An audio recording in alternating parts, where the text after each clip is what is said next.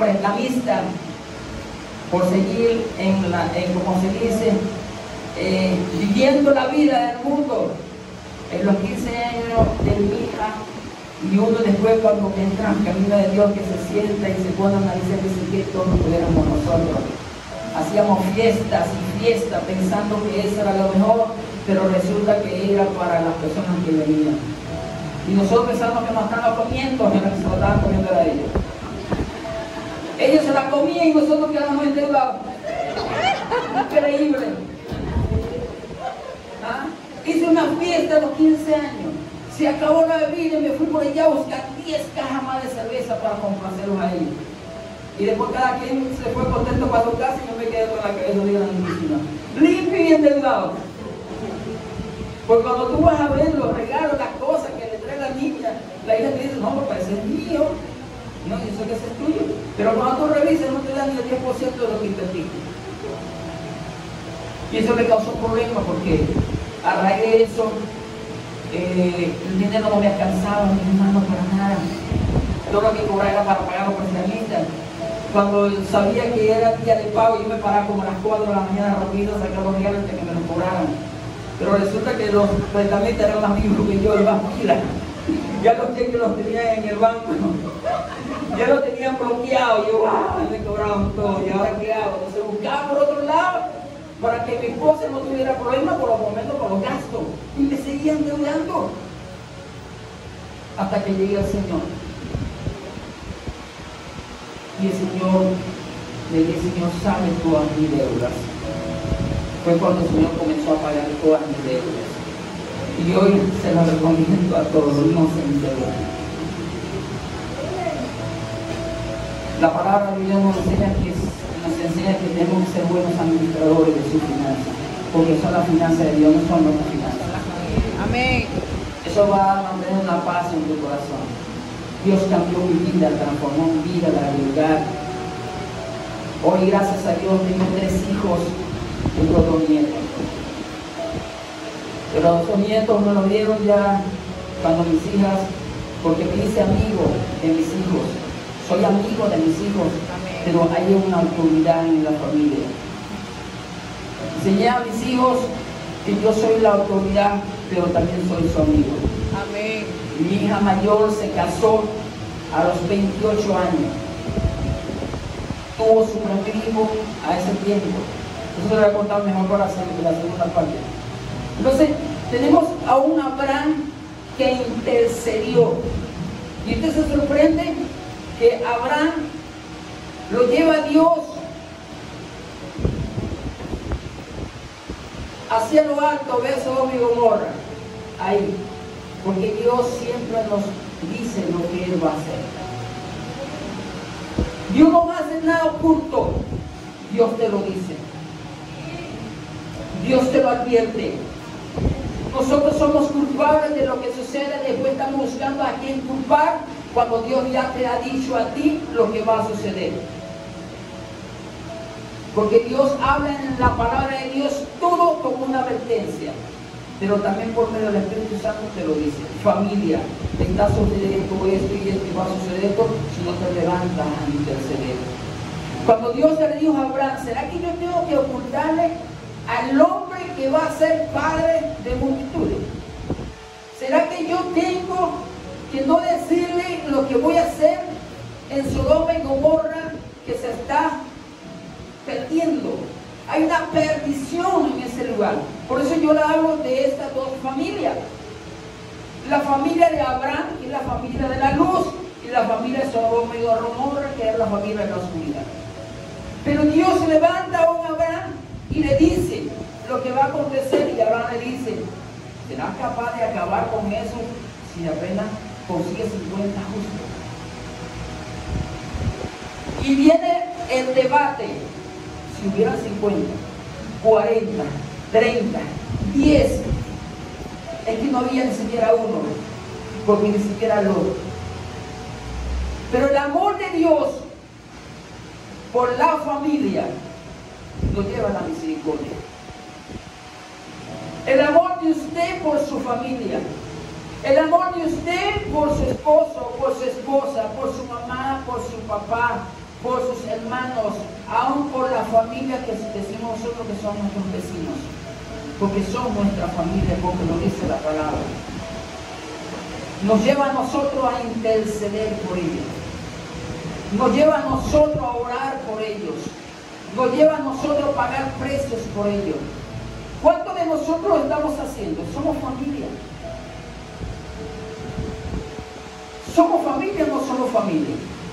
¿Cuánto estamos intercediendo por ellos? Amén. Somos familia.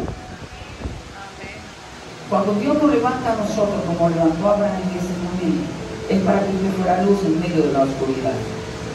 Era para que usted fuera a interceder y interceda por ellos, para que ellos no se pierdan, porque alguien oró por usted. Alguien intervino por usted. Alguien intercedió por mí. Lo entendí.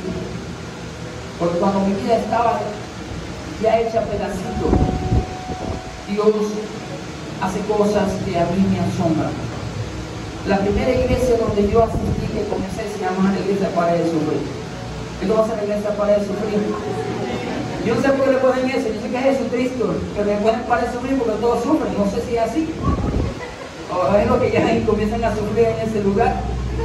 Porque hay muchos testimonios que se vienen ahí y prometen tantas cosas y salen casi llorando, sufren. ¿Y cómo yo llego a ese lugar? Voy a cortarme el pelo y voy pasando por la iglesia que está cerca de la peluquería. ¿Saben qué es lo que hace Dios cuando tiene un propósito con usted y conmigo? Voy yo caminando, está un niño con una revista en las manos. Yo voy a tomar una revista, pero sentí como un empujón, así como si. ¿Mire el árbol? Ahí se movieron dos reinos. Ahí se movía el reino de Dios y el reino de Satanás. El que me empujó fue el reino de Satanás, no fue el reino de Dios.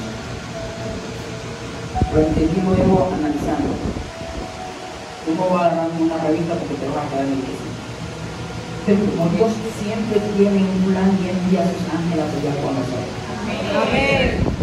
Así como envió el ángel para pelear por el cuerpo de Moisés, así envía ángel para pelear por sus hijos.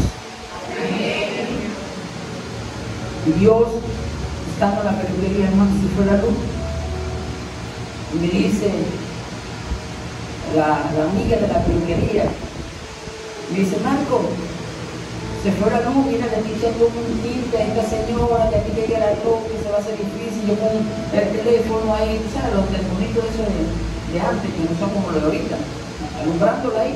Y después mañana, y me bajo y vuelvo a pasar por frente de esa iglesia. A lo mejor es algo tremendo. ¿Usted alguien vio la película Sombra de un amor? ¿Alguien pudo haber visto esa película Sombra de un amor? Sombra de un amor. Con Demi Moore y el otro no me acuerdo el protagonista. Pero ¿se acuerdan cuando él se montaba en el tren y venía aquella persona y golpeaba todos los periódicos en la revista y él buscó para que le enseñara cómo hacer esas cosas? Algo así parecido. Por eso que yo veo la película y ustedes dicen, puede ser posible, si eso se da con ya. Porque cuando yo pasé por frente sin techo, no iba en intención de entrar a la iglesia. No sé cómo de sus manos volaron todos sus periódicos. Como si le hicieron así. Y todos cayeron en el piso. Yo me detengo a ayudar al niño a recoger la revista. Pero cuando me detengo a recoger la revista, el niño, usado por Dios, por eso que Dios usa a quien quiera, a los niños, al adulto, al anciano, a quien se complace usar, lo va a usar. El niño me hizo así. ¿Por qué no pasa y habla con el pastor? Wow. El niño dejó la revista. ¿Por qué no pasa? Y habla con el pastor. Y me agarró por el brazo y me llevó. Yo no pasa. Y me pasó. Y ese niño en medio de la oscuridad pasó corriendo y buscó a una líder. Vino para donde estaba una señora, hermana, Le digo, el pastor está ocupado hablando con unas hermanas ahí. Si quieres, siéntate y espera. Cuando yo me siento así, el pastor terminó de hablar, me pasaron, hablé con él, conversé con él, y en ese momento sentí como todas las cargas, los pesos, todas esas cosas me caían de mí. Y dije, Señor, si esto es la paz, yo quiero esta paz. Y de ese día hasta el sol de hoy, no miré hacia atrás, siempre miré hacia adelante. No me quedé en esa iglesia porque yo no quería que yo estuviera en esa iglesia, sino que fue el inicio para el glorificarse en nosotros. Amén. Yo llegué en un mes de marzo, mi esposa llegó en marzo y mi esposa llegó en el mes de mayo. Yo llegué en marzo y en mayo. Mi esposa decía que yo estaba loco porque yo leía mucho la Biblia. Estaba entendiendo, todo el mundo decía loco. Ahora también vive en esa locura. Pero estamos viviendo en esa locura. Y ahí la familia comenzó a estar en la roca de Cristo. Amén. Mis hijos todos le sirven al Señor. Amén. Mis 3 hijos, mi papá, mi mamá, mis hermanos, estoy orando por ellos, intercediendo por ellos, para que también busquen de Dios. Pero Dios hizo algo maravilloso, como lo va a hacer con ustedes también. Amén. Entonces, Abraham intercedió por Sodoma y Gomorra para que no se perdiera su sobrino, el loco. Amén. Se perdieron mucho, pero bueno, Dios es un Dios de misericordia y Dios te ama como me ama a mí. Así como Dios buscó una familia como Abraham para que intercediera, también Dios busca familia para que ayuden. Porque también somos perseguidos. Se piden cartas para perseguirnos, se hacen decretos para perseguirnos. Y todo eso se mueve en el reino de la oscuridad. ¿Para qué? Para eliminar al pueblo de Dios, para eliminar a la iglesia, para acabar con la familia de Cristo. Pero yo conmigo, Dios levanta un Esther. Dios levanta un Esther. Y Dios levantó una mujer llamada Esther. ¿Para qué hiciera que Esther? Para que ayunara por 3 días. ¿Por quién? Por su familia. ¿Y quién era la familia de Esther? El pueblo judío, el pueblo de Israel. ¿Quién es su familia? El pueblo de Dios. La creación de Dios, esa es su familia. Y Dios te llama, iglesia, a ayunar por la familia. Porque aquel que ayuna por una familia toca el trono de la gracia. Amén. ¿Y cuántos quieren llegar al trono de la gracia? Amén. ¿Cuántos quieren llegar a decir, Señor, aunque perezca yo iré? Y yo sé que yo tocaré el trono de la gracia. Amén. Y aquel que toca el trono de la gracia, los cielos se abren a su favor y su familia va a venir bendita a los pies de Cristo. Esther, cuando se entera que su familia estaba siendo perseguida y cuando su tío le dijo lo que estaba sucediendo, ella fue y dijo, dígale que ayuden, que yo también lo voy a hacer, porque yo iré a hablar con él. Y ese decreto que dio, ese circunciso, va a ser anulado. Lo que él quería hacer, se lo van a hacer a él. Y cuando usted se levanta como intercedora, cuando usted se levanta como una persona que ayuda a favor de su familia, Dios va a hacer lo que Él está haciendo por nosotros. Amén. Pero es necesario hacerlo. Estamos viviendo en una comunidad. Estamos viviendo solamente en un confort. En el conformismo de nosotros, ya yo soy salvo, ya yo soy salvo, no me importa lo demás. No, cuando Dios te llamó, tú firmaste un contrato. Usted sabe que usted formó un contrato con Dios. Porque cuando usted dijo, escribe mi nombre en el libro De la vida. ¿y cuál es el libro de la vida? La palabra. Y aquí está el manual de todo lo que usted y yo debemos hacer. Y saben que todavía nosotros entramos en desobediencia. Aún estando en el libro todo el decreto, seguimos en desobediencia. Porque hay un mandato que como familia Dios nos mandó a hacer. Mateo 22, 19, 20 dice, y hacer discípulos. Y nosotros no lo estamos cumpliendo. Y tenemos a nuestro alrededor compañeros de trabajo que necesitan que usted le hable, que necesitan que usted le diga algo. Y es tiempo que nosotros comencemos a entrar en la obediencia del Señor como familia.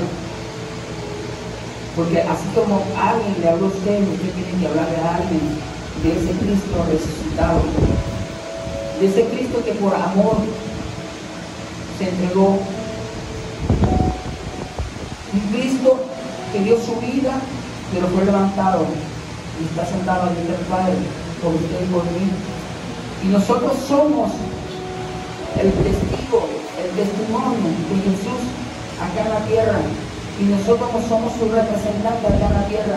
Y usted como representante, usted tiene que obrar como familia para que esas vidas no se pierdan. Nosotros tenemos que perseverar.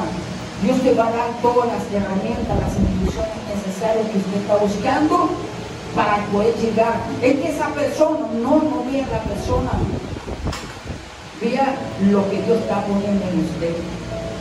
La gracia de Dios, la sabiduría de Dios, la inteligencia de Dios para poder llegar a ellos. Mire, yo he tratado con personas que son hermanos terribles, pero le digo a Dios, Dios, cuando yo trabajaba estaba una señora que era la que hacía las solicitudes del taxi en PDVSA. La señora, si usted llegaba y usted compraba la cara, usted se devolvía. Usted le decía, pero con un taxi, te ponía mi cara. Y yo, Señor, ayúdame, Padre, porque a veces se me hace difícil. Y solamente escuché, cuando esa señora dijo, no tengo café. Yo sé dónde venden, dice. Yo mañana traigo café. Y me apareció el otro día no solamente el café, me trae también azúcar. Para que se dé el café de una vez. Le llevé su café y le llevé su azúcar. Eso es trabajar con sabiduría, porque eso te abre puertas. Y cuando yo le llevé eso, se la entregué, me dije, ¿cuánto es eso? Le dije, caramba, señora, ahora le voy a yo cobrar a usted un café y un azúcar, cuando usted siempre me atiende con tanto amor aquí. Nunca me ha atendido con amor. ¿Cómo yo le voy a cobrar eso si usted con las veces que yo usted me atiende con tanto cariño, con tanto respeto, con tanto amor? No, yo un siempre de mi padre. Patricio Bro, y ellos ya no vengan más para la clínica. Cuando necesiten taxi, llámame. Yo le hago seguimiento y yo te lo consigo. Amén. Dios te da las herramientas para romper con la oscuridad y pasa a ser luz en medio de la oscuridad. Amén. Pero nunca podemos ser como ellos, seamos nosotros distintos, diferentes. Usted y yo somos luz. No permitimos que la oscuridad venga a arropar la luz, sino que la luz arrope la oscuridad. Porque para eso Dios te escogió como familia, para bendecir tu familia. Amén. Génesis 12 capítulo dice que Él nos escogió para engrandecernos. Nos escogió para que nuestros hijos estuvieran por las naciones, pero también nos escogió para hacer de bendición, porque Él te bendice.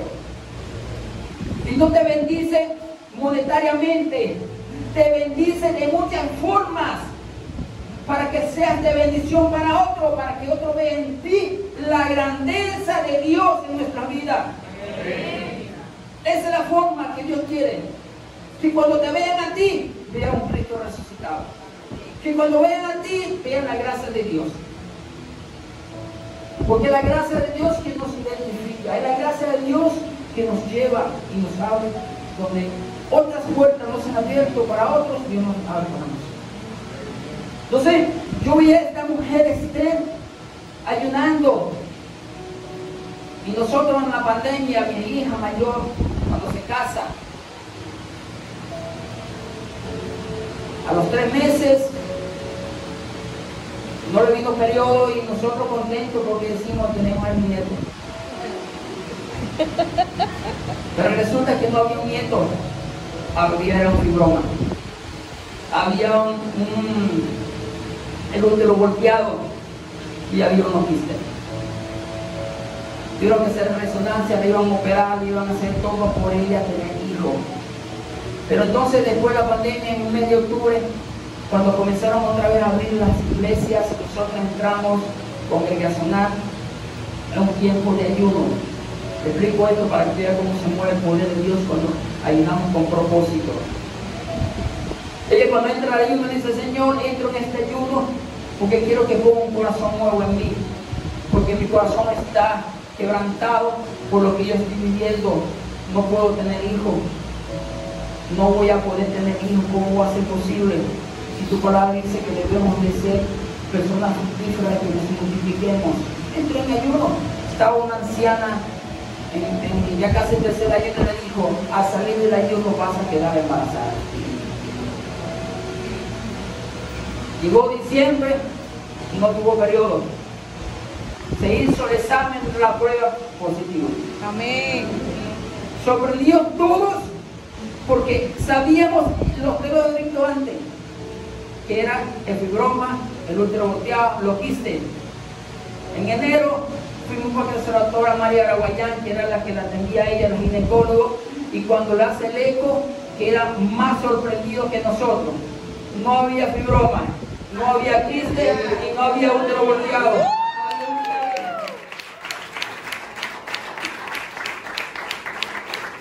Había un bebé de 4 añitos, así de. Nunca amamantó, porque a las semanas de que mi hija le hicieron la cesárea, no tenía ni una semana, 2 semanas, la agarró el COVID, 3 meses sin poder ver a su hija.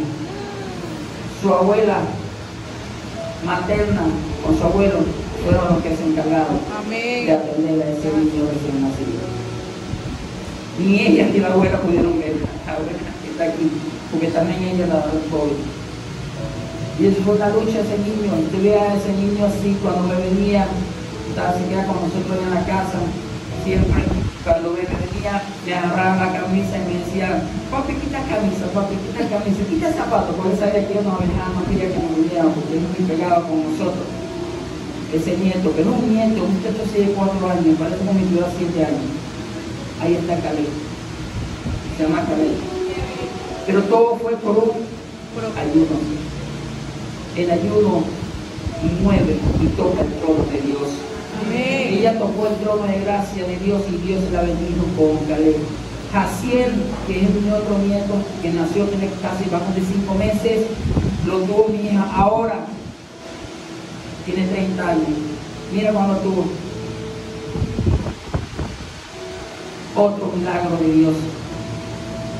Cuando estaba en el vientre de su mamá, Jaciel, le hacen el eco y le consiguen en su pulmón un quiste. Eso era terrible porque la doctora que lo atendía se lo pasó a un especialista. La operación, una operación de hacer cesárea, sacar al niño ahí sin cortarle el cordón, había que operar al niño, abrirle su pulmón, sacar el quiste, coserlo, después cortarlo y coserlo con una cuerda. Una operación riesgosa. Pero 10 días antes hubo un servicio en la iglesia de gloria, de poder, de manifestación, de milagro y sanidad, y Dios se oró por ellos, se oró por ella. Dios hizo grandes cosas ahí, pero cuando van a hacer el eco de nuevo, el mismo doctor dijo: señor Casano, no tiene nada. ¿Cómo que no tiene nada, doctor? Si usted me examinó y me dijo que él tenía un quiste en un pulmón. Yo, sí, doctor, ahí está el informe. Cuando ve el informe, digo: si es verdad, yo sí este conoce yo, y aquí me sale un quiste en su pulmón, pero en este que estoy haciendo no tiene nada. Amén, así es. Pero cuando le hacen la cesárea en el hospital, el niño nace con dificultad de respiración. Nada. Eso se movió mi hermana todo. Me llaman, yo estoy en la casa, me llaman, yo tengo mis relaciones ahí en la clínica de PDVSA, llamo a la directora, le digo a la doctora: doctora, tengo esta situación así, así, marco las 2 ambulancias de acá de la clínica, están en el taller, no tengo ambulancia. Llámate a Protección Civil, por la iglesia conozco gente de Protección Civil, llamo a Protección Civil, me dice, no tengo gasolina. Entonces llamando por otro lado, tampoco a la del hospital había salido, no había ambulancia. Hasta los testigos de Jehová clamaron. En serio, ahí estaban unos testigos de Jehová y esos testigos de Jehová comenzaron a clamar y a orar y a pedir a Dios por ese niño. Amén. Pero todo era un propósito, que las ambulancias tuvieran gasolina, que la ambulancia estuviera en el taller, porque no era la ambulancia, no era el médico, no era el cristal, era Dios quien se tenía que glorificar en ese lugar. Dios tenía que glorificarse, porque si Dios dijo que él estaba sano, es porque estaba sano.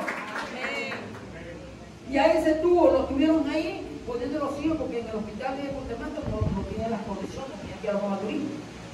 Y ahí se mantuvo, hasta que llamaron al pediatra, el doctor Carlos Navarro, yo lo conozco, fue para allá, los amigos, no, está bien, ya vas a hablar ahí, mamá, que empieza a debatir. Wow. Ahí están así. Sus pulmones bien, sano, tranquilo. Todo bajo un proceso de ayuno. Por eso el por es importante. Con amor. Con amor Dios hizo la creación. Con amor Jesús se presentó delante de nosotros. Con amor Jesús le dice a Dios que seamos uno, como familia. Jesús le estaba diciendo a Dios, seamos uno como familia. Cuando usted se liga con amor, usted lo hace en una carne. Pero por amor tenemos que hacer muchas cosas que no estamos haciendo. Porque cuando comenzamos a vivir en los primeros días, todo es maravilla, hermosura. Pero el tiempo del conocimiento es lo que nos enseña el por. Porque por amor nosotros tenemos que buscar la manera de cambiar lo que está hoy. Hemos perdido, todo se convirtió en una costumbre. Todo es costumbre en la familia, en el hogar, ya es una costumbre. No, la familia no es una costumbre. La familia es la base del amor de Dios. Amén. Por eso que estamos en el medio de la familia. ¿Cómo se llama? La familia sobre la roca. Y la roca es Cristo, es amor. Nosotros estamos unidos por el amor. Nosotros nos desligamos del amor y nos comenzamos a caminar en la costumbre. Se forma la familia una costumbre. Tengo unos hermanos que tienen, yo los bendiga, son mis amigos de toda vida. Entonces después, pues yo digo que habla mucho conmigo cuando es hermano de la iglesia. Entonces yo me busco y yo le hablo con ella, que mi esposa es amiguísima mía, es una maravilla de hermana. Y ella va a pedirme consejo y yo le doy consejo. Entonces le dice, ay, ¿cómo tú estás con José? Bueno, ahora me dice que duerme conmigo y que me ve como una hermanita. Una hermanita, sí, me ve como una hermana. Bueno, en Cristo somos hermanos, pero hay algo más que la hermandad, que es el amor. Cultiven el amor de Dios. Porque la importancia de la familia es cultivar el amor. Padre e hijo, hijo con padre. Enseñémoslos. Corrigamos a nuestros hijos con amor. Enseñemos a nuestros hijos quién es la autoridad, pero con amor. Mi hijo, 22 años. Y usted ve ese muchacho de 22 años. Y yo estoy aquí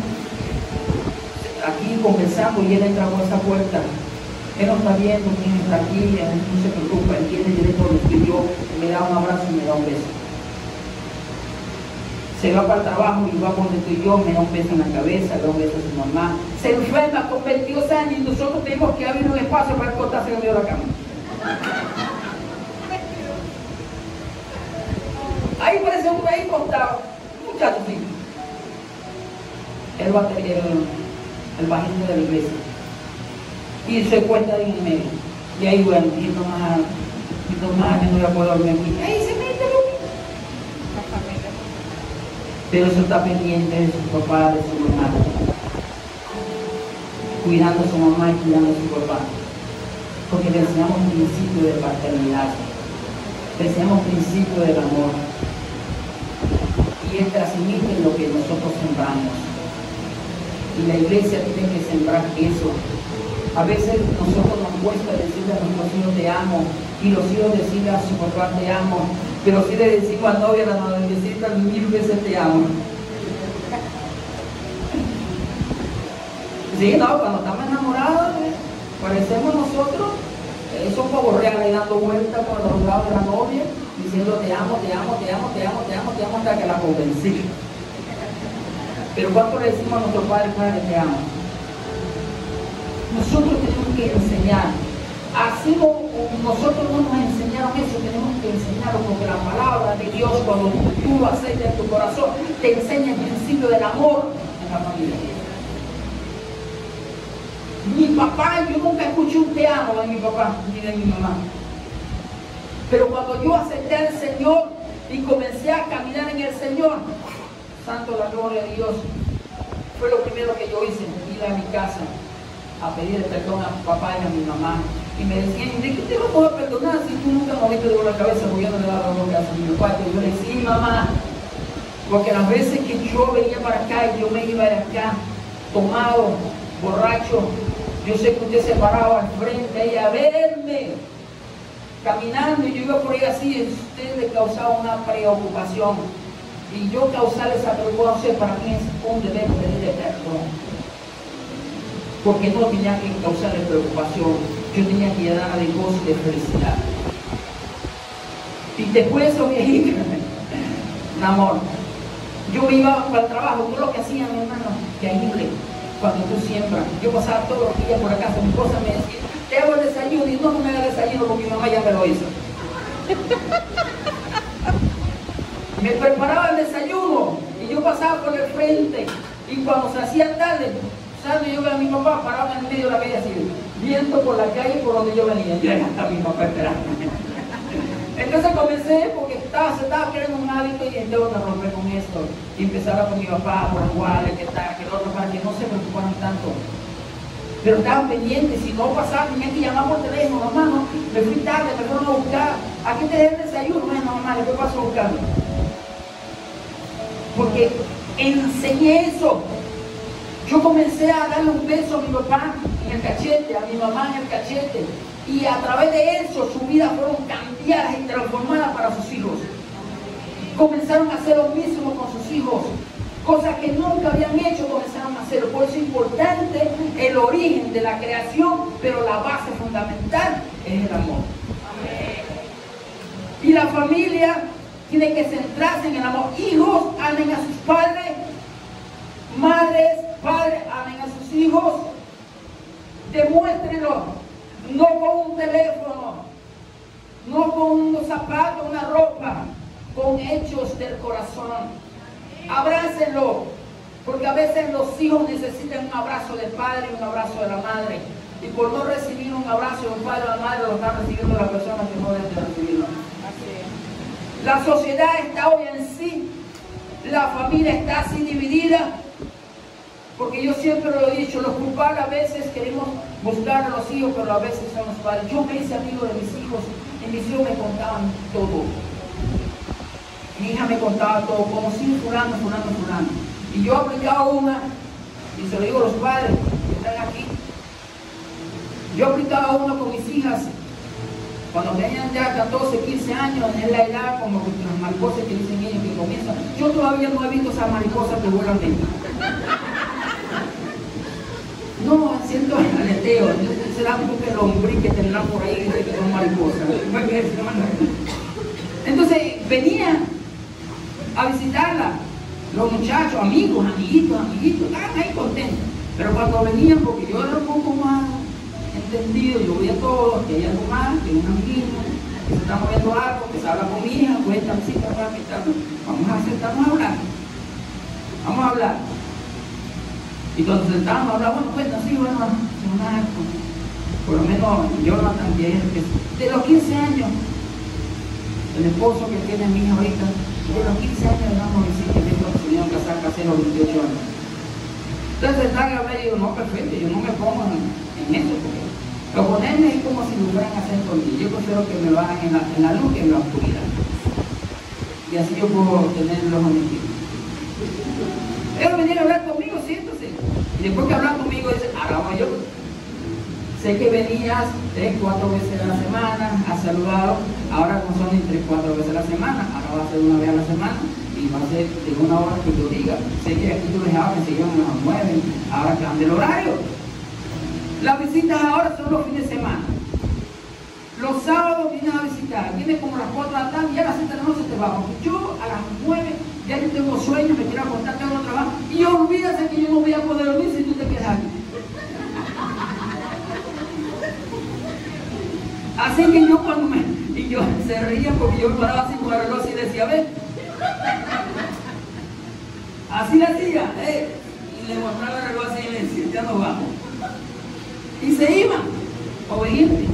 Pero yo eduqué a mis hijos que la casa se respeta. Y aparte que se respeta de que, ay, yo voy a visitar a mi novio, que vengan a visitarte. Es la misma distancia. La que tú caminas a su casa es la que caminas tú por acá. Yo sé quién yo tengo, pero yo no sé quién tiene en su casa. Así que te venga a visitar aquí. Y así yo fui educando a mis hijas se casaron de una edad de 28 años, uno se casó de 27 años, pero fue todo formando los vínculos familiares en el hogar. El vínculo del abrazo. A mí me lo operaron de la rodilla, de las 2 rodillas, no podía inmovilizar. Y tú sabes quién atendía a mí, a su papá. Su papá dormía con ella a su lado. Su papá, ella lloraba para que ella estuviera a su lado. Me iba para trabajo y entonces empezaba a decir, mi papá llorando, te necesito, te quiero aquí a mi lado, tú estás aquí conmigo. Mi hija se iba a bañar y me llamaba y yo me iba como a los ojos cerrados, tocando todas las aquí todo, entonces me abrazaba. Entonces aquí está, ponte tu ropa, se ponía sus caqueteros, sus cosas. Papá te da una leve animal, entonces le llevaba el pato, le ponía el pato ahí, toma, y me volteaba. Una conexión hasta el sol de hoy con mi hija. ¿Por qué? Porque sería el principio de respeto. En el hogar tú tienes que enseñarse respeto, confianza con los hijos, porque al final es nuestro vínculo, es un pedacito de nosotros. La familia tiene que mantenerse sólida en la roca que es Cristo Jesús. Si usted no mantiene la familia en la roca que es Cristo Jesús, en el amor, la familia se va a distorsionar. Vemos a una familia por un lado y vemos a una familia. Estamos en la casa, entonces tenemos al esposo, a la esposa y los hijos divididos. Quítale el wifi y ustedes se van a reunir todos.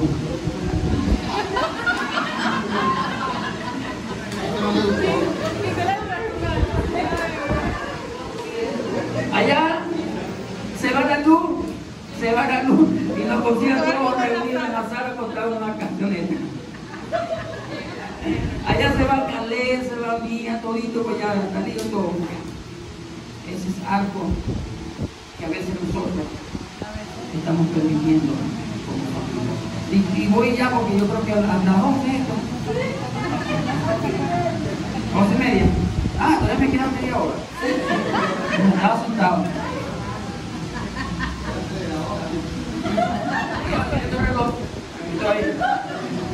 Entonces hablé de la intercesión, la hablé del ayuno. Amén. Amén. La intercesión de Abraham por un pueblo que estaba perdido, un pueblo que estaba corrompido, un pueblo que caminaba en la oscuridad. Y cuando hablamos de oscuridad estamos hablando de adulterio, fornicación, hablamos de maldades de todo tipo. Pero Abraham intercedió por ellos. Hablamos de una persecución. El pueblo judío está siendo perseguido como hoy la iglesia está siendo perseguida. Y está siendo perseguida por el reino de las tinieblas porque no quiere que la iglesia se expanda. No quiere que la iglesia se extienda. Pero cuando la iglesia entre en ayuno, la iglesia va a ver el trono de Dios establecido en nosotros. Vamos a ver al Padre sentado en la silla. Vamos a ver al Hijo sentado a la diestra. Porque el Espíritu Santo nos lo va a mostrar y nos va a decir, ahí está la gloria que yo quiero establecer en la iglesia. Pero la iglesia tiene que dar el paso. La iglesia no puede ser una iglesia pasiva, tiene que ser una iglesia activa. Y todos tenemos que ser activos para lograr el objetivo por el cual Dios nos llamó y que nos hizo. Y cierro con otra. Intercesión, ayuno, oración. La oración rompe cadenas. La oración va a romper cadenas. La oración envía ángeles. La oración te da fuerza. La oración te da esperanza. La oración produce milagros. La oración produce sanidad. La oración produce libertad. ¿Cuánto estamos orando?